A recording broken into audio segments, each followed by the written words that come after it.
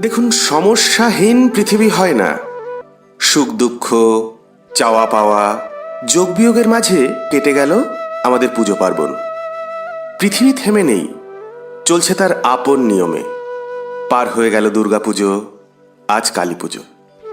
মা কালী যেন তার দৈবিক শক্তি দিয়ে সমস্ত অশুভ শক্তির বিনাশ করে আমাদের সাধের পৃথিবী ফিরিয়ে দেয় আবার সত্তর।